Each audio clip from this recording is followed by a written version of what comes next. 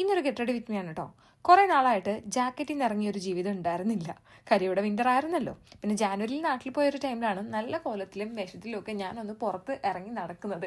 അല്ലെങ്കിൽ എന്തടിയിലിട്ടാലും പുറത്ത് ഒരു വൃത്തികെട്ട ജാക്കറ്റ് എടുത്തിടും. അതായത് കോട്ട് എന്നാണ് ഇവിടെ പറയുന്നത്. അതെടുത്തിടുന്നതോടുകൂടി നമ്മളൊരു മരിപ്പിച്ചക്കാരി ലുക്ക് ആവുകയും ചെയ്യും. UK വെതർ എങ്ങനെ ഉണ്ടെന്ന് എന്നോട് ആര് ചോദിച്ചാലും ഞാൻ പറയും വളരെ പരിതാപകരമെന്ന്.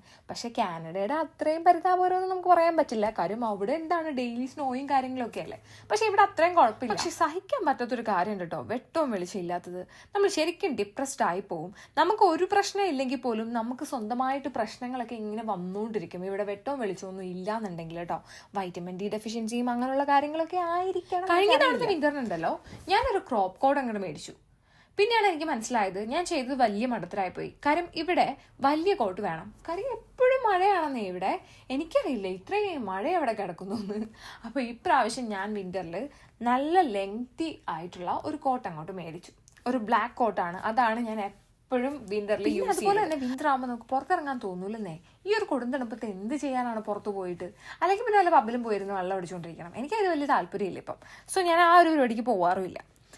അങ്ങനെ ഇന്ന് നമ്മൾ പുറത്തു പോവാണ്. കാര്യം ഇവിടെ അത്യാവശ്യം ക്ലൈമറ്റ് ഒക്കെ മാറിയിട്ടുണ്ട്. കാര്യം സമ്മർ വരുവാണല്ലോ, സ്പ്രിംഗ് ആണല്ലോ. അതുകൊണ്ട് തന്നെ ഞാൻ ഈ ഒരു ഡ്രസ്സ് ഇട്ടിട്ടാണ് കേട്ടോ പോകുന്നത്. എത്ര നാളായെന്നറിയോ ഇതുപോലെ എന്തെങ്കിലും വൃത്തിക്കും മെനക്കും ഇട്ടിട്ടൊന്ന് പുറത്ത് പോയിട്ട്.